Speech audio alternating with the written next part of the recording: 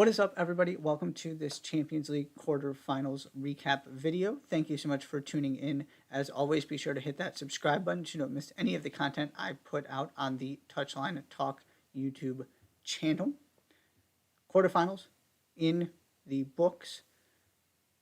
First legs delivered the drama, the entertainment, some controversy. Second legs, no different. Plenty of entertaining and dramatic endings here, starting obviously with Real Madrid and Manchester City. It is Real Madrid who go through on penalties.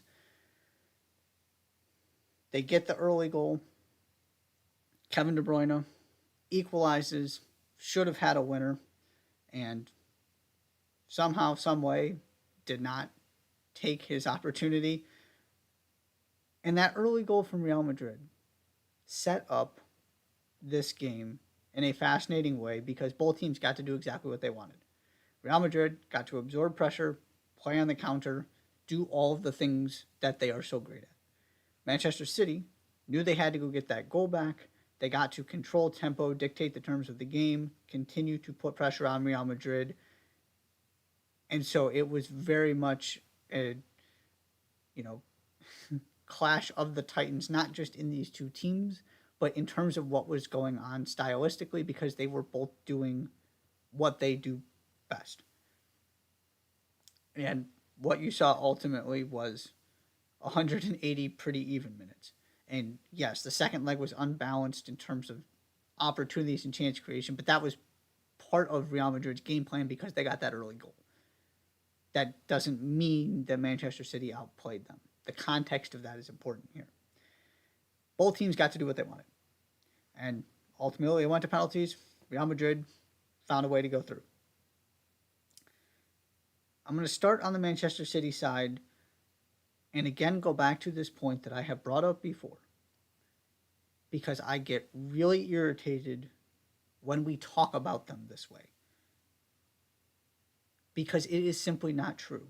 There is this idea that it is inevitable that Manchester City win, that they are invincible, that you can do everything in your power to try and beat them, right? We're talking about this in the Premier League again this season. They were trailing the entire time until this weekend, but ultimately you just feel like City's going to do it. That's a very valid opinion to have, to say I still think Manchester City is going to win the Premier League. That's not what I'm trying to say. But the idea that there is no alternative outcome is simply not true. Now, is there more validity to that in the Premier League? Yes, because it's a 38-game season, because you have to keep pace with them. It's the problem that Arsenal and Liverpool are facing right now. It's what makes winning leagues so difficult. It's why I place so much value on it. Because the same thing does not apply in the Champions League. They have won this competition one time. If it was so inevitable and they were so much better than everybody else, they would have won it 5 times by now. And so every time they exit and somebody beats them, I make this point because it's not something you can ignore. It doesn't mean that they're not great. It's the beauty and the frustration and the unpredictability of knockout tournaments. Sometimes things happen. Sometimes you go to a penalty shootout and it's not your day. Sometimes you give up an early goal and it kind of changes the complexion of the game, and you created the opportunities. You should have had 2 goals, and Kevin De Bruyne misses his chance after scoring the first one. There is no... They've won this. So it's not about they can't do this or Pep's overthinking things. They got a bad draw in the quarterfinals. They played a team that is equipped to handle them, that does a really good job on Erling Haaland with their center backs. And they played them even. And the coin flip went the other way. But again, they have won this competition one time. One time. It is not the same. It's completely different than the Premier League, and I talk about this all the time. I just feel the need to continue to bring this up because it's one thing to say that Manchester City are favorites. Nobody is ever going to knock the idea of picking them to win the Champions League, especially now that they've proven they've done it, and that Erling Haaland provides, and to a certain extent Jack Grealish and Jeremy Doku provide this plan B, this other way to attack, because they have multiple ways to beat you. They are more multidimensional now than they were in the past. Absolutely, they can win this competition. But you can't just expect them to do it every season. It doesn't mean the season was a disappointment. They came up against one of the few teams that is on their level. And that's the other part of this, too. You got to separate losing in this fashion to what had been happening in the past when they lost to teams that were simply inferior to them. That's not what this was. This was a clash of maybe the two best teams in the world, and one of them had to lose, and both of them showed up, and it was exactly what you hoped it would be, back and forth, captivating for more than 180 minutes, and it went to a penalty shootout, and Real Madrid came away the winners. It doesn't need to be any more complicated or drawing anything more out of it from a what does this mean for Manchester City standpoint. Now, the one thing I do want to point out here in terms of moving forward, Manchester City don't have a trophy this season. They got 2 more shots. One of them is another knockout tournament. They should win. Keyword being should. And the other one is the Premier League, which, yes, they should win. They have a very good chance of winning now after what happened over the weekend. But it's still not an inevitability, as I just talked about. One draw might completely change what that table looks like and what the feel of the title race is. It is still entirely possible they end the season without a trophy. Now, we're far away from that happening, which is where we got to just wait and see how, in terms of evaluating the season, you got to wait and see how this goes. All I'm saying is they have entered 2 competitions in which their journey is over. They did not win either of them. I get so tired of this idea, I keep coming back to it, but this idea that they are just, it is impossible to beat them, that they win everything, because they don't. That is simply not true. Of course they're great. Of course they're the favorites in every competition they enter. Of course you expect them to win the Premier League every season because of the money they have, the manager they have, the squad they have. But it doesn't always happen. It's the beautiful, unpredictable, especially in knockout tournaments, and you saw it again here. On the Real Madrid side, to me, this was important from a symbolic standpoint of getting back to where this team should be. Because I was hard on Real Madrid last season, and I stand by it. If they were really that good, then you should not have let that Barcelona team walk all over you. And we'll get to Barcelona here. But I made that point there, and I'll make it again now. Either you got to give Barcelona way more credit than they got for winning La Liga last season, or you got to ask questions about why in the world, if Real Madrid is this great, they were not competitive in their league. To me, the answer is the Champions League is a completely different competition that takes a completely different set of skills that Real Madrid are much more equipped to win. That does not equal great team. The best team doesn't always win. The best indicator of what the best team is, I firmly believe, is still a league season. And Real Madrid did not come close to winning their league last season. Obviously, different this time around. Jude Bellingham, a big reason why. And so they have reestablished where they are clearly the class of Spain moving forward. Bellingham's been terrific. I know he's not been quite as good recently, but I mean, eventually the guy was going to slow down. And to his teammates' credit, everybody else has stepped up because early he was really carrying things. And now, Rodrigo coming up with big goals. Obviously, Vinicius is doing what he does. Valverde, brilliant goal in the first leg. They're getting all of those. Now kind of the entire attack is operating the way you would want. This is a much, much better team than last season. They're showing it week in, week out in La Liga. They're showing it in the Champions League. I don't think it's an accident. This was the team that was able to hang with Manchester City and ultimately take down Manchester City.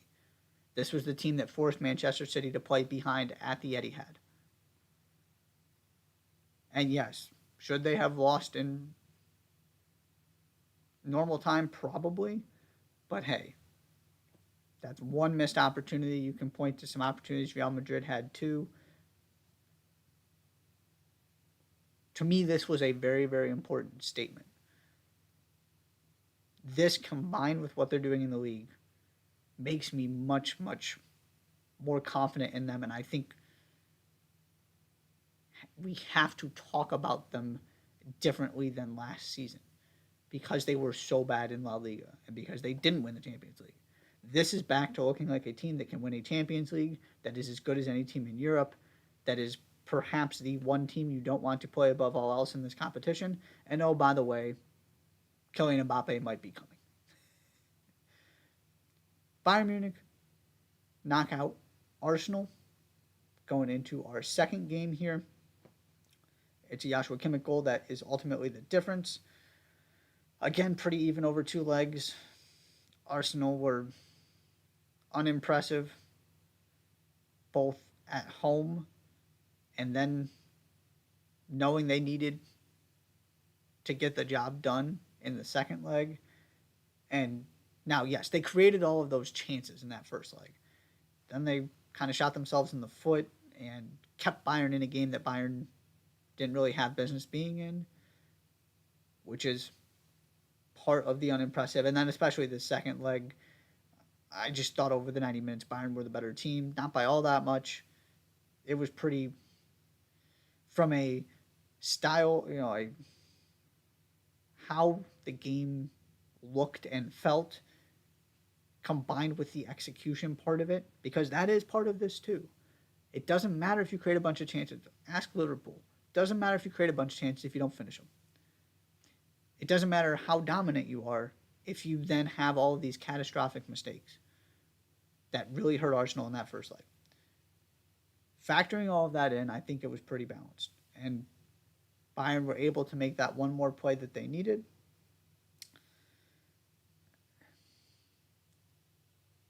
It continues this somewhat rough patch for Arsenal. Ultimately, for their Premier League title hopes, I do think this is a good thing that now you just stay locked in on the task at hand. It also doesn't help that Manchester City got eliminated here, because that was part of this too, is if Manchester City are still navigating 3 competitions, that increases the likelihood they drop some points. Now they don't have to worry about the Champions League either, but it gives you kind of the opportunity to refresh, refocus as you make your push here and hopefully win out and put the pressure on Manchester City. Bayern. Again, important because you don't have much you're playing for outside of this right now. This is your opportunity to at least rewrite the narrative this season a little bit by making a deep run in the Champions League, by knocking out teams like Arsenal, by giving yourself an opportunity against the Real Madrids of the world. And you're looking around at the teams left. You've got a real opportunity here to win the Champions League in a season where you have not been good and your manager has already announced he's leaving because things are that bad. This is a nice, and look, if you win the Champions League, it's not a consolation prize. If they get knocked out in the semifinals, let's just say, it is a nice consolation, a nice boost of confidence moving into next season as they try and regroup and enter this new era. To me, Bayern and Barcelona were in a similar spot here where they're playing with house money. You didn't necessarily expect them to win, but they did enough in the first legs to give themselves an opportunity. And that this could be the one positive thing to hold on to from this season if they could get the job done in the second leg. Bayern did, Barcelona didn't. The one big point and one thought I want to really hammer home about this PSG Barcelona second leg. This was not a talent issue. It is not that Barcelona were not good enough. And that is important because everybody has all of these kind of questions and asterisks around this team with all these young players. And, you know, the, them winning La Liga just didn't seem to mean that much in the hierarchy of where they fit into Europe. And, nobody's expecting them to win the Champions League for valid reasons. But that's why this matters. The fact that and look, you can say, okay, PSG maybe a step below the Real Madrid, the Manchester Cities of the world. That's fair. Can have that conversation. But that's still an awfully good PSG team with Kylian Mbappe in it. PSG beat them in Paris. Sorry, Barcelona beat PSG in Paris. Barcelona were winning 4-2 on aggregate. They got the first goal in the second leg too. That is what, and Lamine Yamal was the guy who created it. They are very talented. They can play with some of the best teams in the world. That's what they showed during this Champions League run. It's something they didn't show last season. That's why this was important. It all turned on that Ronald Araujo red card. I don't know what he was thinking. You are, again, up 4-2 on aggregate. You are fine if they score that goal. It's not a huge deal. What you cannot afford to do is to change the status quo, change the trajectory of the game, compound the mistake by opening things up for PSG, by giving them more confidence, by giving them something to hang on to. First of all, you just let them go and actually make them finish, make them score the goal. But second, if you want to do something to stop it, wait until you're in the box. And don't make it a dog show. Make a play on the ball. And if that's not possible, you have to let them go. If you want to take them out, that's fine and concede the penalty. But do it in a way where you're making a valid play on the ball so that you get the yellow card and not the red. But Araujo made the tackle outside the box, which means it's a red. The single worst thing that could happen in terms of keeping the status quo. Because now, the goal doesn't really matter. Again, you're up on aggregate. You won the first leg, you scored the first goal in the second leg. What matters is having to play, whatever it ended up being, 70 minutes, down a man. When PSG know that they are chasing the game. Because now they have a belief. Now they know, we're playing 11v10. If this is in the 75th minute, take the red. Fine. I can see the thought process there of, I trust my team to hold on for 20 minutes.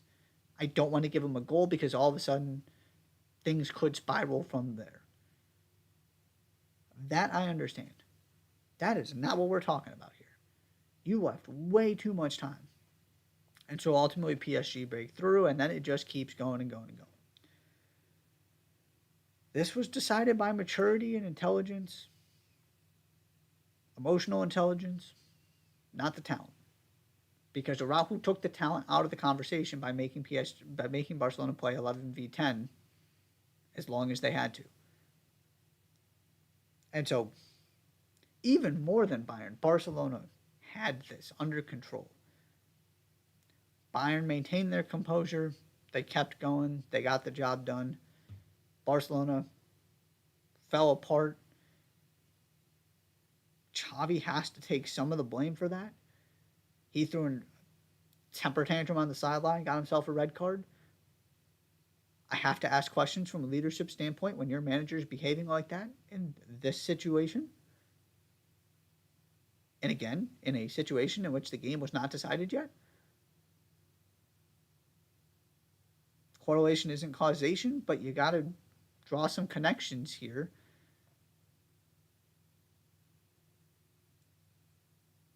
Clearly, they just weren't ready for the moment. That is fine. It's an incredibly young team that hasn't been in this situation before. Now, certain players, Ilkay Gundogan, Robert Lewandowski have, but the future of Barcelona haven't been in this kind of position. So growing pains are to be expected. But again, I'm ending where I started. This was not a talent thing. PSG didn't beat them. Barcelona beat themselves. That's important to remember moving forward when we talk about this team and what they're capable of. Finally, Borussia Dortmund get things going. Feel like they're going to make the comeback, overturn the aggregate deficit. Then here come Atletico Madrid.